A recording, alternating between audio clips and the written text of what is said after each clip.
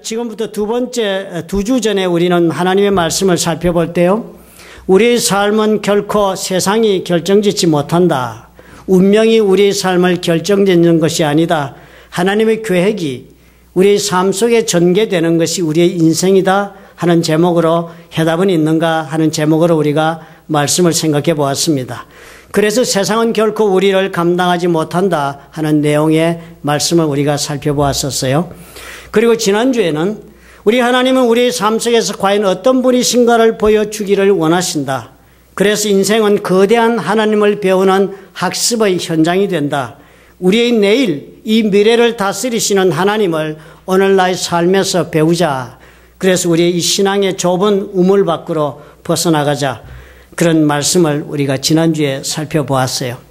오늘은 그렇다면요.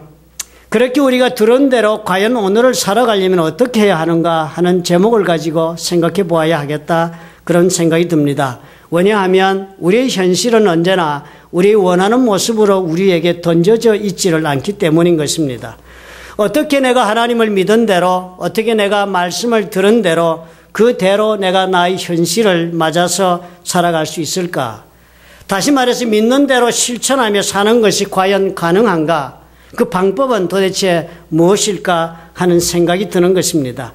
그러니까 하나님의 계획이 아무리 우리 삶 속에 이루어지는 것을 우리가 알고 있다 할지라도, 그런 믿음을 우리가 가지고 있다 할지라도 그 믿음을 따라서 주저함없이 내가 오늘을 살 수 있어야 하는데 과연 나는 그렇지 못할 때가 얼마나 많았던가 하는 내 모습을 우리가 보기 때문인 것입니다. 이론과 실천 사이는 언제나 먼 거리가 있을 수밖에 없습니다. 그렇지만 그 믿음과 현실 사이에도 그와 마찬가지로 엄청난 거리가 있다는 것을 우리가 다 경험해 보아서 알고 있기 때문입니다. 말씀대로 사는 것 정말 우리의 소원이지요. 그렇게 하고 싶습니다. 그러나 그렇게 한다는 것은 대단한 도전이 된다는 것, 신앙인 모두의 숙제가 되고 있어요. 러시아 여러분 푸틴 대통령, 이분은 대단한 분이에요. 대통령 한 번 하고는 또 법을 바꿔서 수상을 하고 그 다음에 바뀐 헌법에 따라 또다시 대통령하고 이래서 계속적으로 지금 권좌에 앉아있는 러시아의 대통령입니다. 이 사람이 서방기자와 처음에 대통령에 취임하고서 인터뷰한 기사가 2000년도 3월 27일자 뉴즈위크에 이렇게 적혀 있습니다. 자신의 입으로 직접 이렇게 말한 것이에요. 대단히 놀라운 고백을 했습니다. 내가 태어났을 때 내 어머니는 그 당시 공장에서 공산당 조직위원회 비서였던 아버지 몰래 내 이웃과 함께 나에게 영아 세례를 베풀었다. 이런 고백을 할 수 있을까요? 그 자리 대통령이면? 그로부터 수년이 지난 후 1993년에 나는 레닌그라드 시티 카운슬을 대표해서 이스라엘을 방문하게 된 적이 있었다. 그때 내 어머니는 나에게 베프티즈말 크로스, 그 세례식 때 기념으로 받았던 그 십자가를 주시면서 이스라엘에 가거든 예수님의 무덤을 찾아가서 축복을 받아오라 그렇게 부탁을 했다 합니다. 여러분 뭐 캐톨릭이나 동방 정교나 러시아 정교 이런 데 보면 여러분 우리가 하나님 앞에 무슨 물건을 좋은 걸 받거나 혹은 내가 필요한 물건을 놓고 하나님께 주셔서 감사합니다. 그리고 나를 축복하셔서 감사하는 기도하는 것 이후에 더하여서 그 물건 자체도 하나님의 축복을 받도록 물건을 위해서 기도하는 그런 기도가 있지요. 그것을 그들은 물건을 놓고 축성한다. 그렇게 말씀을 하더라고요. 그리고 이스라엘에 가거든 이 십자가 이것 너 가지고 가서 예수님 무덤에 가서 그 축성을 받아오느라 어머니가 부탁을 했답니다. 그래서 나는 어머니가 부탁하신 대로 했다. 그리고 그 십자가를 내 목에 걸었다. 그리고 그 후로 나는 그 십자가를 계속 메고 다녔다. 그랬습니다. 대단히 놀라운 기사가 아닙니까? 유물론 그리고 공산주의의 최고봉이라 할 수 있는 권력의 자리인 대통령에 앉은 사람이 이런 십자가 얘기를 하고 그 십자가를 아직도 자기가 걸고 있다. 아마 그런 국민 중에 누가 그런 말 했다면 KGB에 끌려갔을지도 모릅니다. 그죠? 그런 말을 이 사람이 했어요. 그래서 그런 놀라운 얘기가 서방에 이렇게 기사로 돼서 알려지고 그래서 다 묻혀갔습니다만은 그렇게 알려진 먹거리 이야기가 제가 다시 보게 된 것이 조지 부시 대통령의 회고록을 보면서 발견하고는 또 놀라게 된 것입니다. 그 한국말로 번역된 그 회고록의 제목은 결정의 순간, 영어로는 Decision Point라는 그런 책입니다. 저는 번역된 책을 누가 선물해줘서 읽다가 페이지 246에 그 이야기가 다시 또 나오는 것을 보았어요. 두 사람이 정상회담을 했답니다. 조지 부시 대통령과 푸틴 대통령이 정상회담을 하는 자리에서 푸틴이 아마 처음 만난 자리가 돼서 그러니 대단히 경직된 모습으로 그런 얼굴 표정으로 자신이 가지고 있던 메모를 보면서 이야기를 시작을 했습니다. 러시아의 부채와 그 앞일에 관해서 조지 부시 대통령의 말을 꺼내고서 얘기하는 몇 분이 지나자 이 부시 대통령이 느닷없이 질문을 했다 합니다. 예루살렘에서 그 축성을 받은 십자가가 어머님께로부터 받은 것이라던데 사실입니까? 하고 물어보았습니다. 사실 정상들끼리 정상회담하면서 개인적인 사적인 얘기를 한다는 것도 외교적 관리에 어긋나는 것이지만 또 이렇게 돌발적인 질문, 이 푸틴이 십자가 얘기라는 것을 어쩌면 차라리 그 자리에서 언급하기에는 좀 불편한 그런 이야기가 될 수도 있는데 그런 질문을 조지 부시가 했어요. 통역사가 이 말을 통역해 주었습니다. 그래서 이 말을 들은 푸틴이 경악스러운 표정을 짓는 거예요. 그래서 조지 부시가 설명했습니다. 당신을 만나기 전에 당신의 배경에 관한 지식을 좀 얻으려고 내가 자료를 좀 뒤적거리다가 거기에서 본 그런 내용인데 좀 자세하게 이야기해 줄 수가 있겠냐고 대단히 흥미롭고 듣고 싶다 그렇게 부탁을 했습니다. 그랬더니 금세 이 푸틴이 표정을 가다듬고 이야기를 들려주는 것입니다. 십자가를 그 후에 자기가 늘 메고 다니다가 별장에 가서는 별장에 걸어두었답니다. 그런데 그 별장에 불이 났다는 이야기를 했습니다. 그리고서는 대단히 그때 상황을 설명해서 푸틴이 아주 사적인 그런 모임으로 그런 표정을 지으면서 이야기를 해요. 소방관들이 불을 끄러 도착을 하자 푸틴이 부탁을 했답니다. 다른 모든 것은 불타지고 없어져도 좋지만 이 십자가만은 니들이 좀 꼭 구해주어야 하겠다 당부를 했대요. 이 소방관들이 누굽니까? 공산당원들 아니에요. 그리고서 이 소방관들이 그 불타버린 잿더미 속에서 십자가를 찾으려고 온 땅을 헤매고 이렇게 뒤졌다고 합니다. 그런 한 소방관이 자기 앞에 나타나서는 꽉 쥐었던 손을 펼치자 그 안에 십자가가 놓였던 그 순간을 푸틴이 극적으로 그 감정을 부시 앞에서 재현을 했다는 것입니다. 그리고 푸틴이 그렇게 말했대요. 마치 그것은 운명과도 같았다. 그렇게 표현을 했답니다. 조지 부시가 그 말 듣고요. 블라디미르. 그게 바로 십자가이기 때문입니다. 십자가가 당신의 운명이에요. 그렇게 답을 했대요.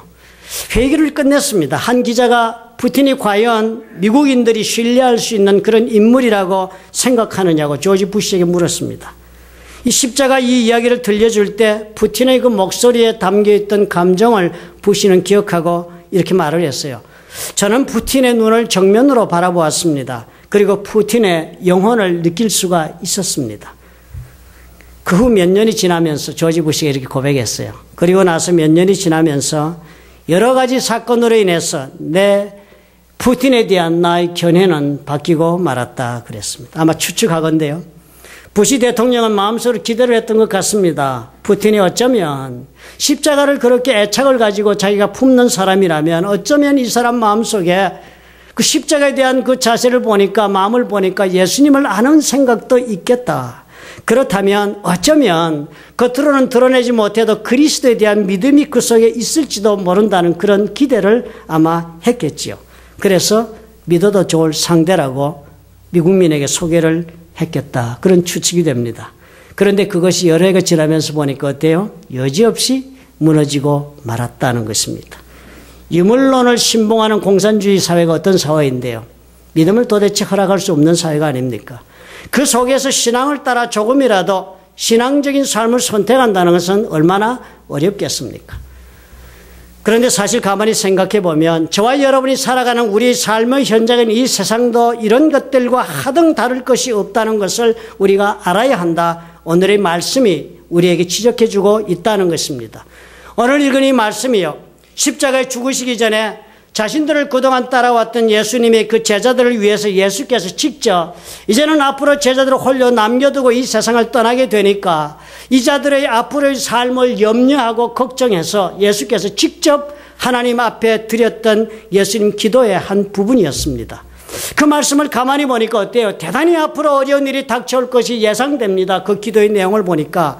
왜냐하면 주님이 이렇게 기도를 하시니까요. 내가 비옵는 것은, 즉 내가 지금 하나님께 기도하고 있는 이유는 저희를 세상에서 데려가기를 위함이 아닙니다. 오직 저희가 악에 빠지지 않도록 하나님께서 보호해 주시기를 위하여 제가 지금 기도합니다. 이렇게 말씀하고 있기 때문이에요. 예수님의 기도 그렇잖아요.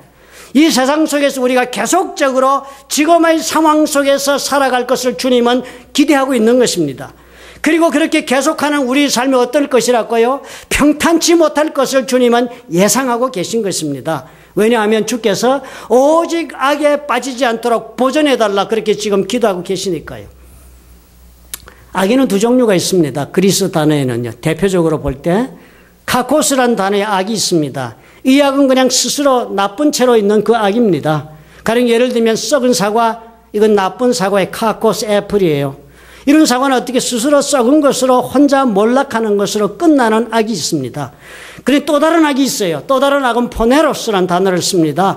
이것은 스스로 나쁠 뿐만 아니라 자신이 약한 것을 가지고 남에게 고통을 제공하고 있는 그런 악, 아주 활성적인 악, 적극적으로 공격하여 남을 무너뜨리고자 하는 악이 있습니다. 이 두 가지 종류의 대표적인 악이 있는데요. 주님이 기도할 때 악에 빠지지 않게 라고 기도한 그 기도에서의 악은 포네로스라는 단어입니다. 그러니까 무엇을 주님이 예견하고 계십니까? 이 세상의 어려움과 고통에 그냥 가만히 그대로 세상이 어려운 채로 나를 그만두지 않는 것입니다. 우리 모두는 어떻게 해요? 공격해오며 적극적으로 우리를 무너뜨리려고 하는 세력이 있다 하는 것입니다. 앞으로 살아가는데요. 그냥 내가 조용히 살고 싶어서 조용히를 선택한다고 내 인생이 조용해지지 않습니다. 내가 그저 선한 마음으로 선하게 인생을 경영한다고 해서 내 인생을 선하게 경영할 수 없는 것이 세상이다 는 것입니다. 세상은 나에게 다가와서 선하게 살지 못하도록 내가 악에 물들고 악과 함께 무너지도록 하기 위해서 공격해오는 상황 속에 내 인생을 걸어가게 되는 것이 우리의 현실이다. 주님이 그것을 보고 계신다는 것입니다. 그래서 하나님께 보호해달라고. 우리 힘으로 감당이 어려운 그런 공격임이 너무나 분명하다 하는 것입니다. 이런 세상을 지금 우리가 산다는 것을 우리가 이해해야 되겠어요. 이런 고난을 당하면 어떻게 해요? 두 종류로 나눠지겠죠. 세상을 향하여 타협하고 백기를 들고 함께함으로 그 고난을 피하려고 하든지 아니면 저항하여 극복하려고 하든지 변할 것입니다. 요한복음 17장 14절은 뭐라 하십니까? 내가 세상에 속하지 아니함 같이 저희도 세상에 속하지 아니함을 인해서 세상은 저희를 미워한다. 주님이 이렇게 설명하세요. 세상과 타협을 하려다 하면 어떻게 되겠습니까? 세상은 타협하고자 하는 나를 붙잡아서 나를 미워하는 까닭에 세상이 나에게 주인 노릇하고자 한다고 예수님이 지적을 하십니다. 한 사람이 두 주인을 섬기지 못한다고 마태복음 6장에서 주님 말씀하지 않으셨어요? 두 주인을 섬기려면 둘을 동일하게 섬길 수 있는 사람은 없다는 것입니다. 한 주인을 더 미워하고 또 한 주인을 더 사랑하거나 아니면 한 주인을 더 중히 여기거나 또 한 주인을 경하게 여길 수밖에 없는 것이 우리의 삶인 까닭에 너희가 하나님과 재물을 즉 세상의 신을 겸하여 섬기지 못한다고 그랬습니다. 그래서 어째요? 결국은요. 타협만 하고 세상을 적당히 한번 넘어가 보려고 하고 나면 종래는 사로잡히게 되고 세상은 나에게 주인 행세하고 나는 세상의 종노릇 하는 자리로 떨어지고 만다. 주님의 기도에서 우리가 예견할 수 있는 것입니다. 여러분 타이거 우즈 잘 아시죠? 타이거 우즈가 2006년도 7년도에 얼마나 승승장구했습니까? 2006년 10월 9일이었어요. 로스앤젤레스의 트럼프 골프 코스에서 나이키가 행사를 주최했습니다. 타이거 우즈와 함께 티업 한다. 같이 이렇게 골프를 치고 프라이빗 골프 세션을 가지는 그런 행사를 주관했습니다. 30명의 이 캘리포니아 일대의 탑 비즈니스 앤 인터테인먼트 이그제큐티브들을 초청했습니다. 기업가에서 내노라 하는 사람들 30명을 초청해서 타이거 우즈와 함께 골프 라운딩도 하고 그리고 개인적 교습도 받고 그리고 함께 런치온다는 그런 좋은 자리였습니다. 점심을 하는 동안에 우즈에게 질의응답하는 시간을 가졌습니다. 대부분의 사람들은요, 자신의 골프 스윙이 어떤지도 물어보고 또 골프에 관한 그 골프 세계에 관해 모르는 궁금한 질문들을 했습니다. 그렇게 질문을 했는데요, 나이키에서 온 한 사람이 일어서더니 많은 사람 앞에서 이런 저돌적인 질문을 하는 것입니다. Have you accepted Jesus as your Lord and Savior? 예수님을 당신의 개인적인 구주로 영접하신 적이 있습니까? 이렇게 타이거 우즈에게 물어본 것입니다. 그리고는 모든 사람이 깜짝 놀라서 쳐다보니까요. 거기 계속해서 if not, 그렇지 않으시다면 prayerfully would you? 당신은 그렇게 되기를 기도해 볼 수도 있겠습니까? 라고 질문했어요. 그 말을 듣고 장내가요. 쥐죽은 듯이 조용해졌습니다. 바늘이 떨어져도 그 소리가 들릴 만큼이라고 그렇게 적었어요. 얼마나 사람들이 놀랐으면 주목하고 타이거 우즈를 쳐다보았습니다. 타이거 우즈는 골프 현장에서도 그렇게 위축되지 않는 사람으로 유명하지만 이 자리에서 여전히 그런 저돌적이고 당돌한 질문에 위축되지 않고 이렇게 대답을 합니다. 내 아버지는 크리스찬이었습니다. 물론 그래서 크리스티아니티가, 즉 그리스도에 대한 믿음이 내 삶의 한 부분이 됩니다. 그러나 제 어머니는 에이시안입니다. 그리고 불교는 그래서 어릴 때부터 내 삶의 또 한 부분이 되어 왔습니다. 그래서 나는 두 종교를 모두 존중하는 믿음 생활을 하고 있습니다. I practice both faiths respectfully. 그렇게 대답을 했습니다. 사실 세상 사람 듣기는 대단히 지혜로운 답변 같지요. 그렇지만 우리 믿음의 눈으로 오늘 예수님 말씀을 근거로 해서 우리가 이 대답을 우리가 생각해 본다면은 이 대답은 무슨 지혜로운 답변도 그리고 결코 무슨 담대한 그런 답도 되지 못하는 것입니다. 그렇다면 타이거 우즈는 결코 그리스도인이 되지 못한다 말할 수 있어요. 이렇게 하면 세상이 그냥 가만 놔두겠습니까? 나는 한쪽은 예수를 믿어, 그렇지만 나는 또한 세상도 믿어 하는 사람을 그냥 놔두겠느냐 하는 것입니다. 그 후 타이거 우즈의 삶이 어떻게 발전해 갔습니까? 세상의 도전에 견디지 못했습니다. 여지없이 무너지고 그리고 또 세상 앞에 굴복된 모습을 보이고 말았어요. 지극히 당연한 결과가 그에게 찾아온 것입니다. 사단의 손에 그리고 악의 휘둘림을 당하고 무너지는 결과를 본 것입니다. 적과도 동맹을 맺으면서 아군과도 지원을 받겠다고 할 수는 없습니다. 둘 중 하나 선택해야 해요. 예수님의 말씀이 그것입니다. 우리가 아무리 노력을 해도 우리는 이미 벗어난 거예요. 우리는 이미 하나님의 백성의 길을 선택했기 때문에 적과는 동맹을 맺을 수가 없다 하는 것입니다. 세상은 그래서 이미 우리에게 대하여 세상은 태도를 다 결정했어요. 너희는 세상의 것이 아니다. 그러므로 세상이 우리를 미워하고 있다는 것을 알아라. 이것이 세상이 너를 향한 태도다. 주님이 설명해 주시는 것입니다. 나를 미워하는 사람을 그래도 여전히 나는 잊지 못해서 찾아간다면 그것 어리석은 선택입니다. 현실이 아무리 어렵고 타협하고 싶어하는 마음이 그렇게 해서 내 마음속에 생긴다 할지라도 결코 상대는 나와 타협하지 않는다는 사실을 직시해야 하는데 우리는 그것은 못해요. 미련이 많아가지고 세상에 대한 기대가 아직도 남아있어서 우리는 그렇게 하지 못해요. 세상을 아직도 여전히 좋은 추억을 가지고 바라보는 것입니다.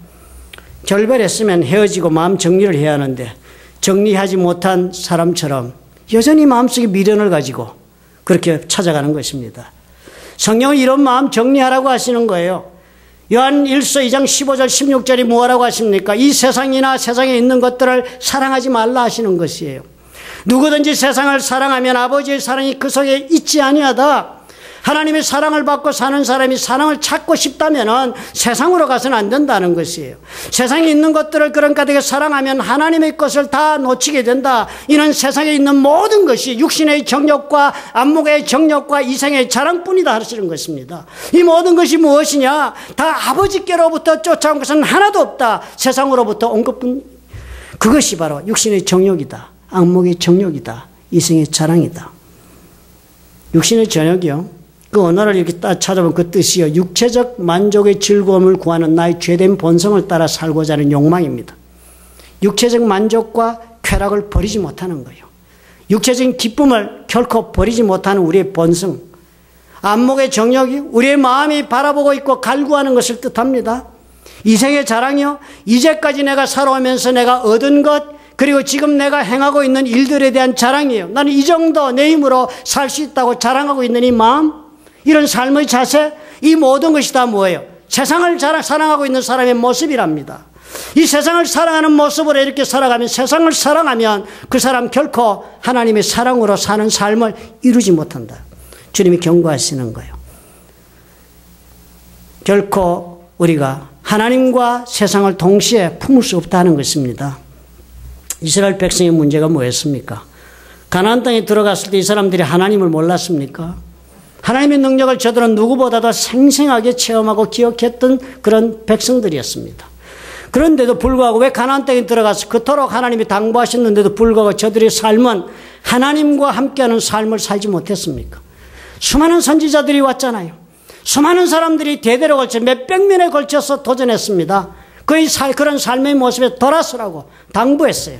하나님이 보낸 수많은 선지자들이 저들을 일깨워주면서 정말 하나님만 사랑하고 살아도 충분하다는 것을 설득했지만 저들은 그렇게 실천하지 못했습니다.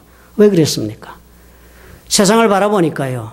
이 세상에도 좋은 것이 너무나 많으니까 가나안 땅에 들어와 보니까 이 사람들은 하나님을 모름에도 불구하고 2층 집에 살고 포도원을 만들고 살고 풍성하게 농사를 지으며 살지 않았느냐. 우리 하나님은 광야에서 유목민의 왕이었구나. 우리 하나님은 전쟁의 신이었구나. 실제로 사는 삶은 하나님 말고도 살 수 있구나 라고 이 사람들은 생각했기 때문이었습니다. 그래서 어쨌습니까? 받아들였어요. 세상의 신을. 그리고 하나님 믿고 그리고 동시에도 하나님 믿습니다. 그렇지만 세상도 사랑할 것이 많네요. 선택해서 그들의 결과가 어쨌습니까? 우리 하나님께서 그들의 삶을 어떻게 인도하셨던가 우리는 기억합니다. 예수님의 기도는 하나도 빠짐없이 여러분 하나님으로부터 응답되었다는 사실을 여러분 기억하시기 바랍니다. 그렇다면 오늘도 우리를 보호해달라고 예수께서 하나님께 드린 그 기도는 여전히 그 응답되고 있다는 사실을 여러분 우리 잊지 마시기 바랍니다. 우리 하나님 앞으로 그러므로 문제를 다 가져갑시다. 현실과 믿음의 차이 속에 갈등이 일어나면 날수록 그 문제를 누구에게로? 하나님에게로 우리가 가져가야 하는 것입니다. 우리 하나님께서 이것을 위해 우리를 계속적으로 훈련시키시고 계속적으로 연단하시고 계속적으로 깨닫도록 하나님 역사하실 것입니다. 여러분 야곱의 기도를 아시죠? 이 야곱 하나님께서 얼마나 사랑하셨습니까? 그러나 이 야곱에게는 버려야 할 것들이 수도 없이 많은 사람이었습니다. 이런 야곱이 결국 바단 아람에서 20년을 살았어도 버리지 못한 그 옛버릇을 안고 세상을 사랑하고 애착을 가진 그 마음 그대로 안고 가나안 땅으로 돌아왔습니다. 그때 하나님은 어떻게 하셨어요? 야복강 나루트에서 야곱을 만나십니다. 그리고서는 천사를 보내셔서 밤이 새도록 씨름하게 합니다. 그런 결코 그래도 굽히지 않는 야곱의 환도뼈를 쳐서 두 손 들게 만듭니다. 그때 야곱이 어떻게 했습니까? 천사가 이제는 떠내라자 그를 붙들면서 눈물로 애원했습니다. 나를 축복하기 전에는 떠나지 마옵소서. 이 야곱의 기도가 호세에서 설명하기를 하나님 앞에 자신의 모든 것을 걸고 자비를 구한 모습이었다고 그랬습니다. 이제는 이 야곱의 야복강 나루트에 배운 것이 무엇이었어요? 하나님과 세상을 겸하여 품고 사는 자신의 모든 것을 정리하는 결단의 모습을 보여준 것입니다. 하나님만으로 내가 앞으로 살겠다는 자신의 선택을 보여준 것이었습니다. 그리고 그 선택이 야곱의 앞으로의 삶을 인도해 간 것이 아니었습니까? 주님의 이 기도가 우리의 삶 속에서 진리가 됨을 하나님께서 반드시 증거해 주실 것입니다. 1986년에요. 오클라호마에 오일붐이 일어나서 경제가 굉장히 부흥했습니다. 오클라호마 시티가. 그랬는데 그 1986년을 고비를 하면서 이 오일붐이 가라앉기 시작했습니다. 거품이 빠지기 시작하자 오클라호마의 경제가 아주 극심한 불황에 접어들게 되고 많은 기업들이 호경기를 힘입어서 은행에서 융자를 해주고 그래서 기업들이 많이 일어났었는데요. 급작스러운 이런 불경기를 맞게 되니까 기업들이 줄줄이 파산 선고를 하게 됩니다. 은행도 같이 망하게 됐어요. 그런 와중에서 하빌러비라는 오클라호마에 있던 한 기업도 동일하게 세상 기업과 마찬가지로 된 소리를 맞습니다. 은행으로부터 통지를 받았어요. 이제 곧 하빌러비를 포클로즈 하겠다. 계좌를 정리하고 경매 처분하고 돈을 찾는 절차를 시행하겠다 연락이 왔습니다. 그런 연락을 받았지만 이 하빌러비의 대주주인 그린 가문의 사람들은 이런 통보를 받고서는 과연 이럴 때 우리가 어디에 가서 도움을 청해하는지를 다 잘 알고 있었던 사람이었습니다. 사업체를 포클로즈하면 최악의 사태를 맞을 수 있다는 것 이 사람들 다 알고 있었지만 이 사람들은 모여서 함께 의논하고 결론을 내리기를 이 포클로즈를 당하는 기회를 우리들의 사업과 영적인 삶에 대한 새로운 전기로 삼자 이렇게 가족들이 다짐을 했습니다. 회사의 CEO인 데이빗 그린이 이렇게 고백을 합니다. 나는 이런 때가 오기 전부터 기도해 오고 있었습니다. 그러나 이제 더욱 심각하게 기도에 매달려야 할 때가 왔습니다. 그리고서 자신은 사무실에 있는 자신의 책상 밑의 공간을 기도실로 삼았습니다. 회사 사무실에 가서는 자신의 책상 밑으로 기어 들어가서 열심히 기도하고 하나님의 해답을 구했다 합니다. 그는 하나님의 해답을 구하는 기도를 열심히 그러자 하나님께서 그 응답 주셨다. 그렇게 고백합니다. 망해가는 기업을 파산으로부터 건져내고 다시 일어서게 해준 것은 사업을 위해 행한 그 많은 기도에 대한 하나님의 응답이었다고 온 식구들이, 데이빗 그린이 다 간증하는 사실이 된 것입니다. 기도의 응답 때문에 하비 러비는 회생해요. 모든 오클라호마 기업들이 다 오클라호마에서 기업 문 닫는데 이 기도의 응답 때문에 하비 러비는 기적적으로 일어나는데 2006년도에는 15억 불의 매출을 올립니다.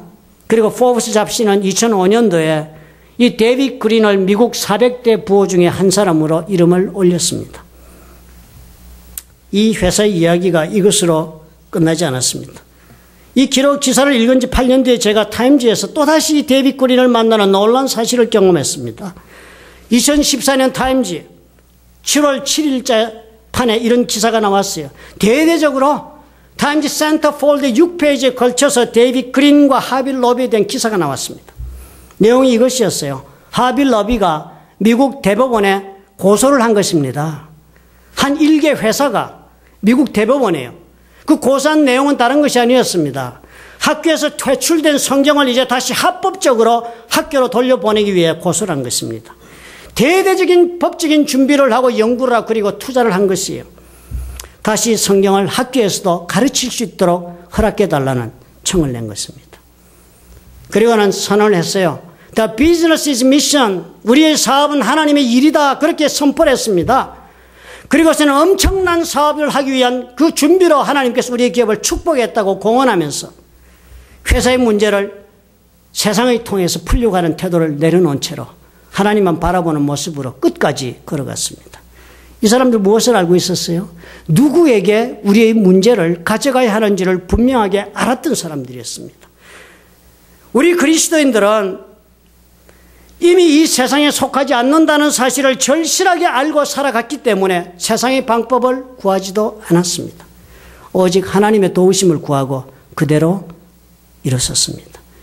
그랬더니 어떻게 해요? 이 회사가 하나님 손에 오늘 이 자리까지 온 것입니다. 이 사람들은 기도할 뿐만 아니라 행동으로도 도전했습니다. 2000년도부터는 매 주일마다 회사의 모든 매장의 문을 닫았습니다. 종업원들도 교회 가야 하니까 우리 문 닫는다 공언했습니다. 경제적으로 이렇게 문을 닫으면요 1년에 1억 불의 매출이 감소된답니다. 그렇지만 이 매출이 중요한 것이 아니다. 사업하는 사람이 이렇게 말한다면 대단히 돌발적 이야기가 아닙니까? 우리 가족들인데 이 종업원들이 다 교회를 가야 한다. 문을 닫자. 2000년대 그랬어요.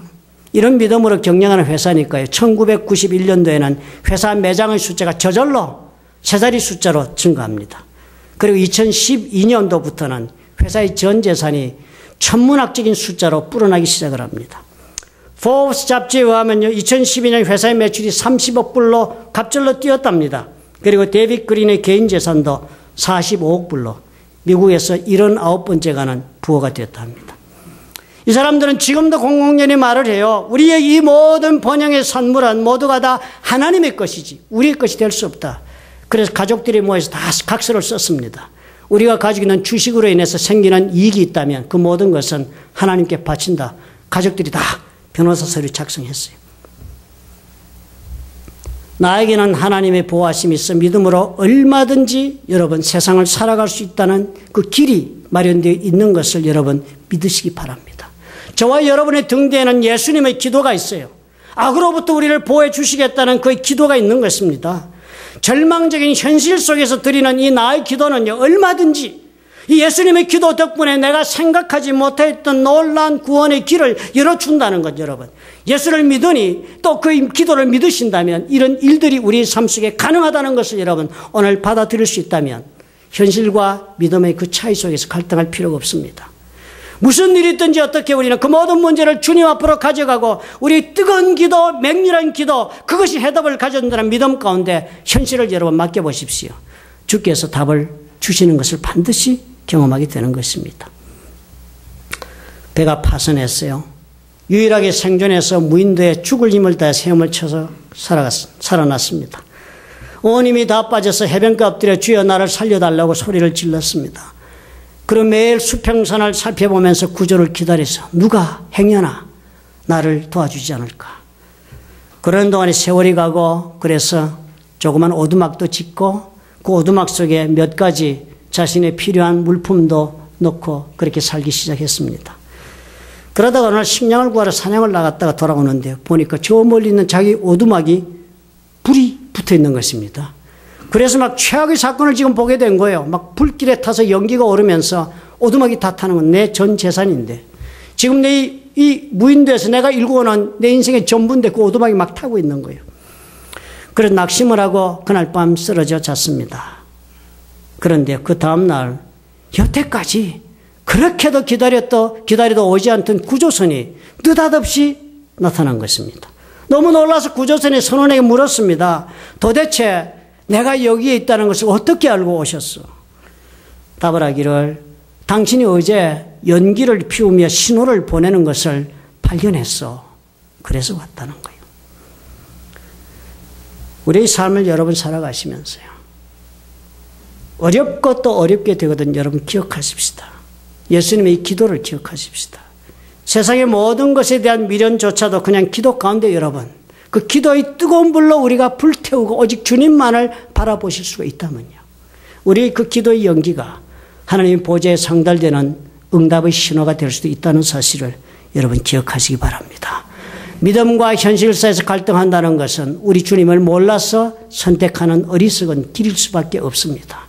아무리 우리는 연약하고 부족하고 준비되어 있지 못한다 할지라도 주님 앞에 그 믿음을 따라 걸어갈 수 있도록 주께서 오늘 나의 등 뒤에서 기도하겠다는 사실을 여러분 주목하시기 바랍니다. 그 주님이 오늘 저와 여러분의 주님이 되시고 그 기도가 오늘도 하나님의 보좌 우편에서 우리 여호와 하나님 앞에 드려지고 있는 기도가 되고 있다면 반드시 주님께서 기도하신 대로 오늘 우리 삶의 현실 가운데 임하실 것을 믿으시기 바랍니다. 믿는 대로 이루어질 줄 믿습니다. 아멘. 좋으신 아버지 하나님 감사합니다.